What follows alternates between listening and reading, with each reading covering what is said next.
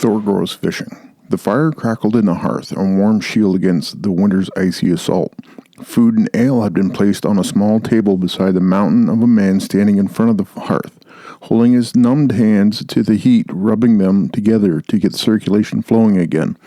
His red beard was long and wild. His travel clothes looked well worn, but were exceptional of quality. "Do you require anything else?" the homeowner asked. I looked at him. He was a strongly built man, strong from working the fields and fighting when called upon. His wife was busy combing out wool, getting it ready to be spun. The children had peeked down from their loft sleeping area when I entered, but were quickly scolded and sent back to their slumbering. "No, I don't. Thank you for your hospitality," I replied as I picked up the cup of ale. "It's not often we get men of your stature out this way, especially when the snows are blowing this hard," said the man sitting on a stool beside the hearth. "My travels are wide and take me to strange lands at odd times," I replied, gulping down the ale. It was passable. "I hope I am not too much of a disruption to you and your family." "Of course not. We are always glad to welcome visitors to our hearth," the man said, shooting a glance towards his wife. She combed out the wool with extra vigor as she shot him a look back. "Where is it you are headed?" he asked. "Back home. I was sent on a quest to retrieve a kettle for my father and his friends. They are expecting me. But I required some rest before finishing my last leg of my journey. A kettle. Surely a man such as you does not need to fetch a kettle. This is a task far below you," the man said, looking at me queerly. "It is a big kettle," I replied. It would have to be a kettle of one of the giants to make you the retriever." "It is," I replied, leaning in while chewing on a leg of lamb. "Would you like to hear the story how I came to possess the kettle?" "Stories and falsehoods of a wandering madman," muttered the wife. "It's not polite to spin such tales to courteous hosts." "It is a tale. That is true. But it is as true as you and him," I said, "and I do not like to be called a liar." "Tell your tale. Do not listen to her," the man said as he gave a sour look to his wife. "Very well. Here is my tale. Ager and Rand invited my father and family to their castle under the sea for a banquet. The only condition was we had to bring a kettle to brew the ale. It had to be big enough for all of us. We all thought long and hard and came up thinking only Hymir had such a kettle. Wait, Ager and Rand, castle under the sea? You are telling tall tales," the man interrupted. "It is all true. Now stop being rude and let me continue. I traveled to Jotunheim, teeth bearer and tooth grinder pulling my cart there. You surely heard the rumble and clatter of my cart in the sky. When I arrived at Hymir's house, he was not very pleased to see me. He was even less pleased when I asked for food and drink. He had a servant slaughter 3 bulls and cook them right away. I was not feeling very hungry, so I only ate 2 bulls and only drank 4 barrels of ale. Hymir became very angry and demanded I go fishing with him the next day to replace all the food I had eaten." "Humph," the housewife snorted. I ignored her. The next morning I woke up to see Hymir waiting outside. He told me I was responsible for getting bait for our fishing trip. So when I took the head of the largest bull in his pasture, he became even more cross. As well as I would imagine, the man said. We climbed into Hymir's boat and rowed out a good distance. Hymir dropped his line into the water and hooked 2 whales. "I am the finest fisherman in the land. Try to top this catch, Thunderer." Hymir smirked at me. Without a word, I started rowing far out to sea, further than Hymir had ever dared to himself. He paled with fright as the land faded away. "Stop rowing. We are too far out. The Midgard serpent lies in these waters," Hymir cried as he pulled my arm to stop me from rowing. Giving him an angry look, I hooked the bull's head and cast it deep into the deep sea. The waters calmed as my bait sank deeper. A time passed when I was almost pulled from the boat when something struck the bait and I started to fight. I braced my feet on the deck of the boat and began to reel in my line. The water frothed and boiled as the head of the Midgard serpent rose from the briny depths, venom dripping from the jaws that still had the hook lodged in them. I pulled harder to bring my quarry to me. Suddenly, my feet broke through the deck boards and water rushed into the boat. I planted my feet on the ocean floor, reaching for Mjolnir, my hammer. I was ready to end the life of my eternal foe when I heard Hymir scream and with a knife cut my line and letting my prey escape. Enraged, I took up Hymir by his neck and struck him in between the eyes with my hammer. I rowed back to land, retrieved the kettle, and with the 2 whales over my shoulders, started my journey back home. Though a housewife had stopped her spinning, the man looked at me with an odd look. "Are you Thor?" "Don't be stupid," spat his wife. "He's just a man, a terrible liar of a man, spinning ridiculous stories, trying to confuse us good folk." "Quiet, woman. You shouldn't speak such vile words in front of a guest, especially Thor himself. Please, my lord, forgive her," the man said in a humble tone. "Though she may have a hot tongue, she is right to question my story, even though it is accurate. Yes, I am Thor, son of Odin, thunderer and bane of giants. I must take my leave now. I am rested and my hunger is sated. My thanks and blessings to you and your good house." As I walked out the door of the humble home, I could hear a great tumult begin inside. I smiled as I climbed onto the seat of my cart. Teeth Bear and Teeth Grinder pawed at the ground impatiently, Hymir's kettle and 2 whales secured in the back. With a shout and a whistle, my cart lurched forward and we traveled home to Asgard. That is a short story, kind of my interpretation of a story that went back to the Eddas, the stories of the Norse mythology. One of my favorite stories of part of that mythology. This is sorry, I'm kind of tongue-tied right now. This is Dispatches from Shedquarters. I'm your host, Mike Lutz. Jason couldn't make it today. There was he got pulled away to do a special assignment at work, so he really regrets not being able to make it today, and I think he should be back next week. So we're just going to kind of wing it right here because we kind of had a plan as what we wanted to do for today's show, and because of his work commitments, we just kind of have to push that off a little bit until the next time we're both together. I hope you can tell the sound quality might be a little bit better than what the first few shows have been like. I am now in my underground bunker and I have an actual mixing board. So I've got this hooked up. I hope it does the job and making the quality of the show a little bit better. And I'm not sure how much of a show that I got planned. I'm just gonna the story that I read is available at theworldofmyth.com. It's an online magazine that my friend David K. Montoya owns, and my other friend Stephanie Barty is the editor-in-chief now. I used to be the managing editor for that. That was a year ago. I think this story is about a year and a half old, and it was fun writing that story. It's my interpretation, and I think the reason it came about is because we were short a couple stories, and Dave asked me to write a story, and I was kind of at a loss. So I did my best, and like I said, I took the story and I put a little spin on it. So I said it was just something I wanted to try. News and excitement in my life. Nothing really. They said we did have a ceremony for my uncle who had recently passed away from cancer. He was cremated, so he was interred at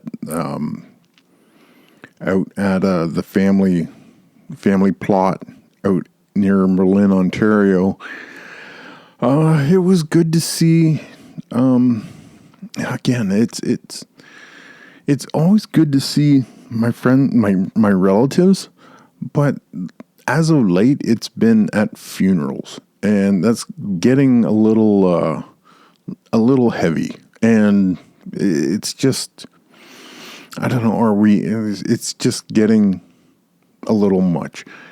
We're to that point where age-wise, where people are starting to start not well. It's a little depressing, but it's something that's part of life, and I have to work through it. With that part, the health scares that have been going on in my family has pushed me to go to find a new family doctor, and I did. It was my wife had found her first, found him first, and said we weren't sure if he was taking on new patients, so I put an application in, hoping that I could get in to see this guy, which I did, and it kind of surprised me because finding a general practitioner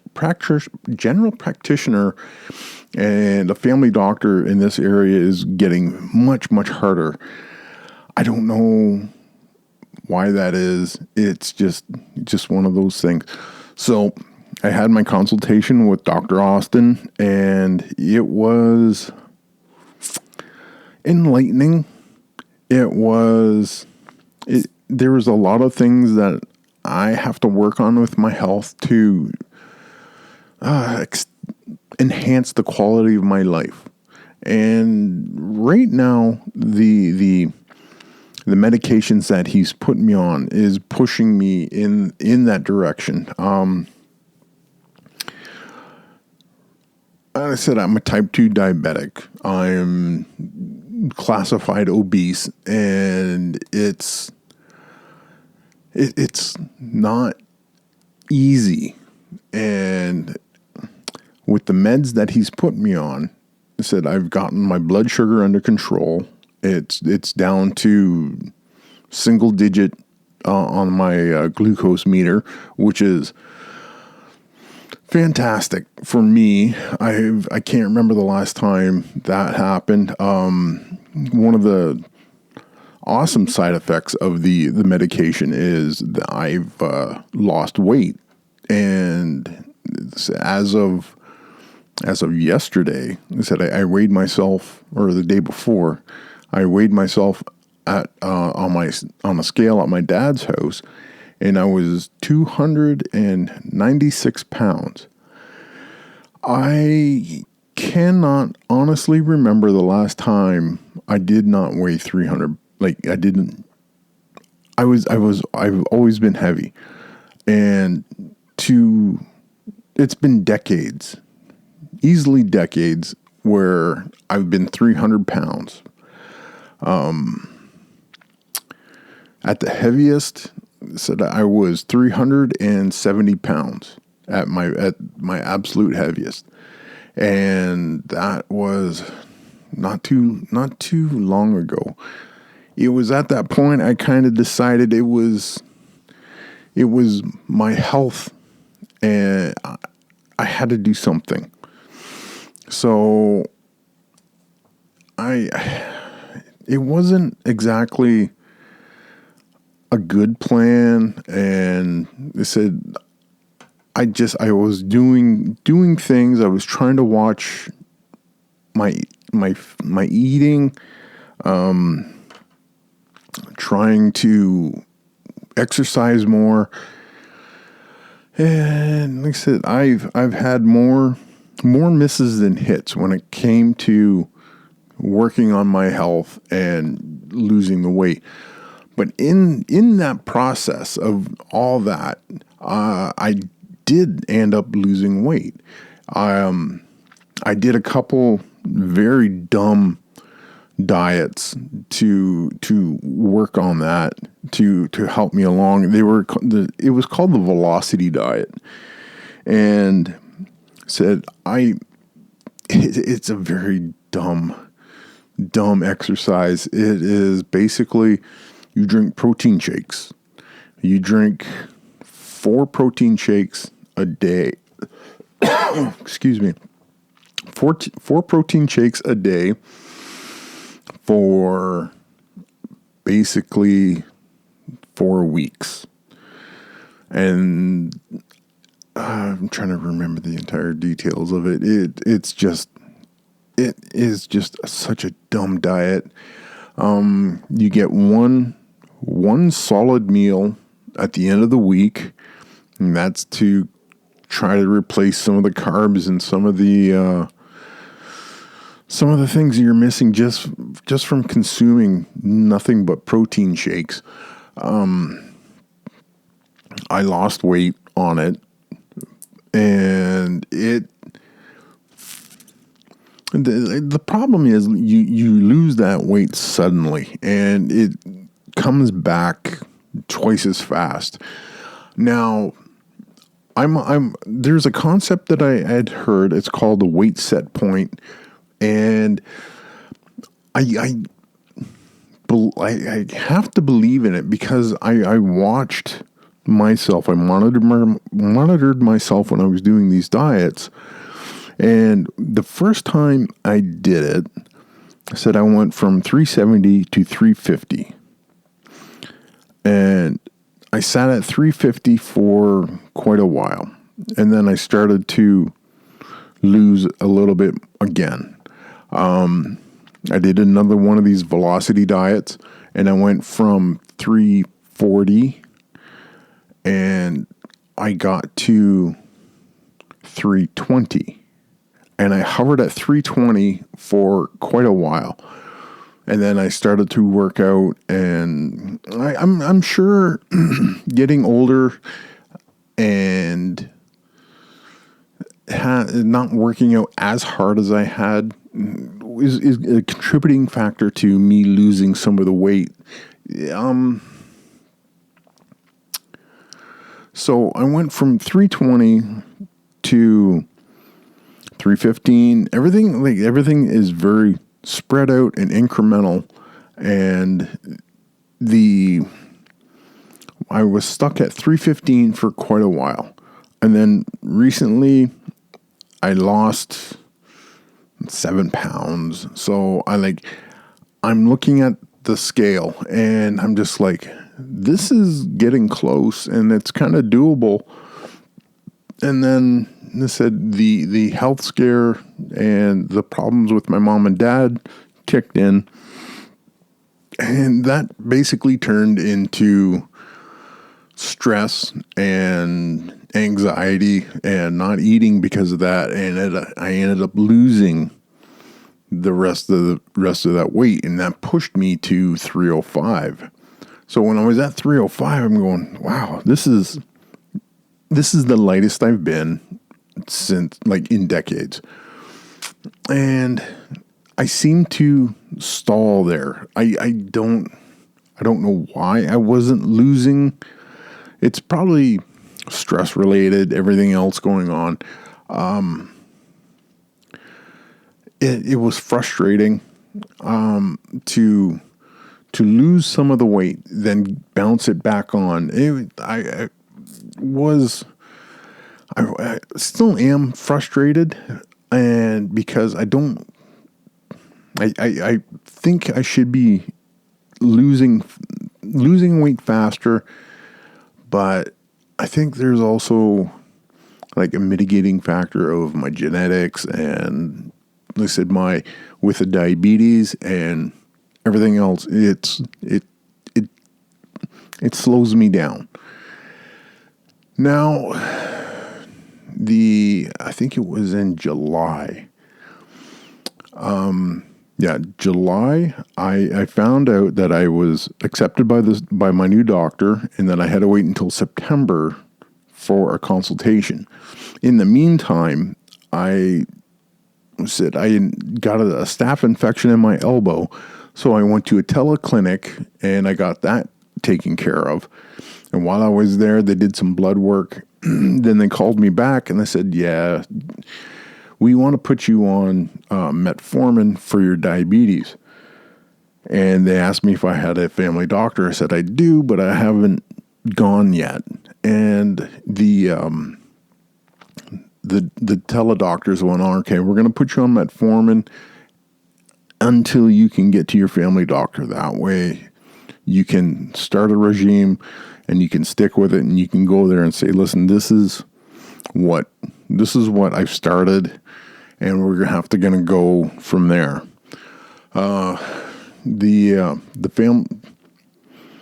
metformin, it was literally a shock to my system. And there's more than a few times where I quit taking it because I did not like the way it made me feel, which was dumb because it was healing me.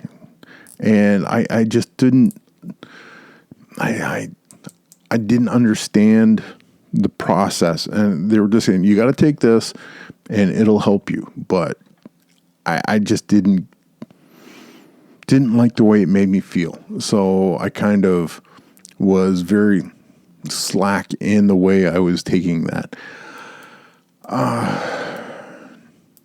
That probably set me back quite a bit because just going on and off the metformin, it didn't give it the opportunity to work as well as it could have. And it is now because I'm very, very disciplined in taking my medications now. And I think, like I said, there's a quote from Jordan Peterson. I think one of his things is like, take your meds. Don't think about it. Just take your meds. So I said, I've taken those words of advice to heart, and I'm taking my meds and I'm feeling a lot better. I think I've gotten over the rough spot of what the meds are doing, and now they're doing the good work. So I think I've got two meds for diabetes, and another one for blood pressure. That's just kind of a preventative one. Like I said, there was really nothing wrong with my blood pressure the day that I went in, but I think he just looked at it and goes, "Okay, we're gonna try this and see where that takes you." All right, okay. And then what's another one? 2 diabetes, blood pressure,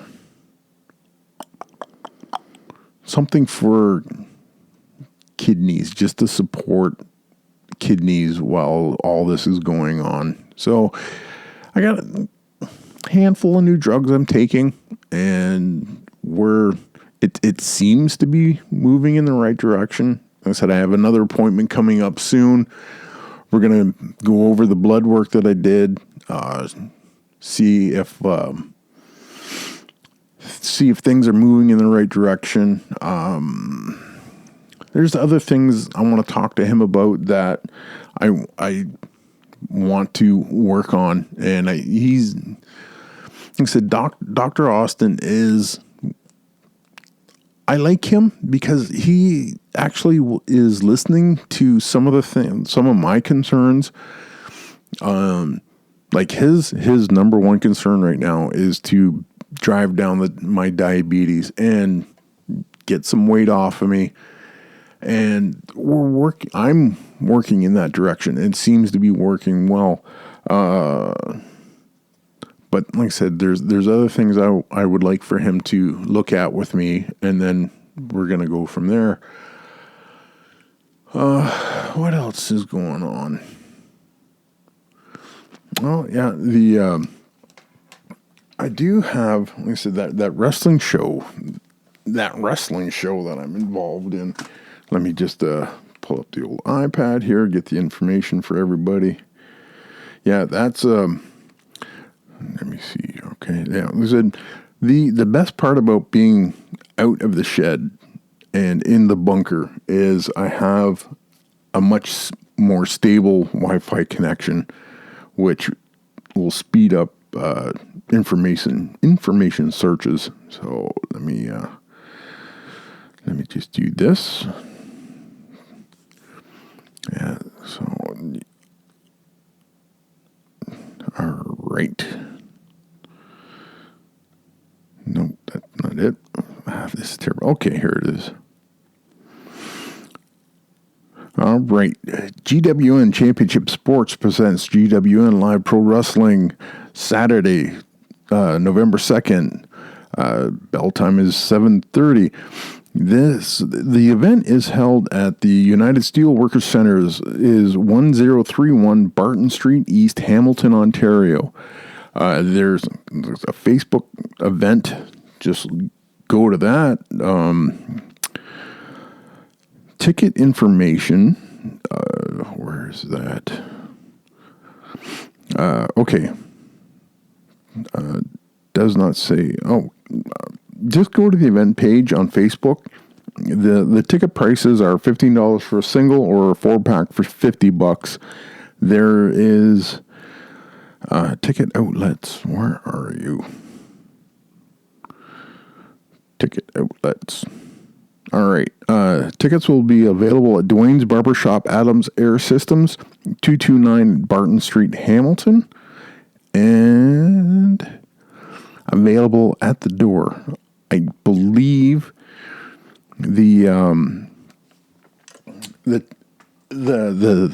it's limited seating, so if you are in Hamilton on November 2nd and you want to take in the show, you have to get tickets fast, because my understanding is it's a smaller venue, so it's going to be really intimate and like fewer seats. So get your tickets early, and we'll hope to see you out there.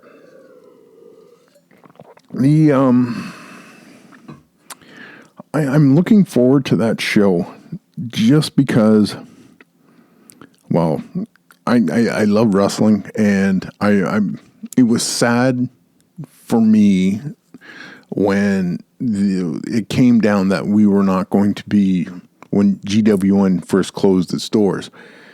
I was like, this is like, it was one of the spots where I really got to shine, where I got to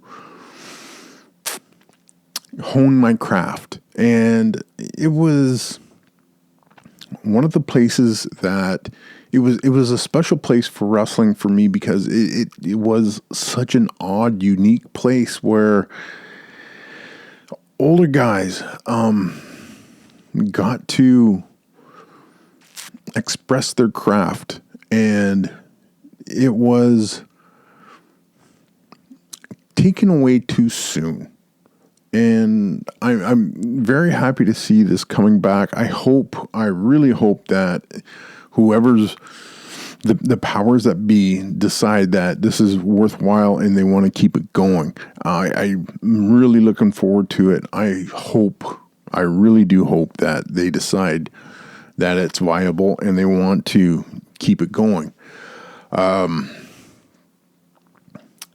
That being said, if this is a one-off, I guess I'll have to be happy with how things were, and I'm hoping it's not. I'm just like knock on wood that it takes off, and the people that did come watch GWN back in the day come back and support it and show it the love that they showed us back then, because we loved performing for the people, and we just want to do our style of wrestling. It's a perfect time, really, and I hope it takes off. Well, yeah, I'm kind of rambling right now. Thank you again for stopping by, listening. I hope I hope this new setup works well for everybody. I hope it sounds better than us sitting in the steel shed being bombarded by acorns and thunderstorms. I hope this sounds better for everybody. I'm really enjoying podcasting again. I know when Jason is able to get here, we have some ideas. Sorry, Dylan, we will get your topic when Jason's here. Like, I know we've been promising this for a couple weeks now, but we will get to your topic. We just wanted to talk about it when we were both here. And I know Jason has some ideas that he wants to do for the show. So hang in there. We will we'll do our best for you. Yeah. So this has been Mike Lutz, and you've been listening to Dispatches from Shedquarters.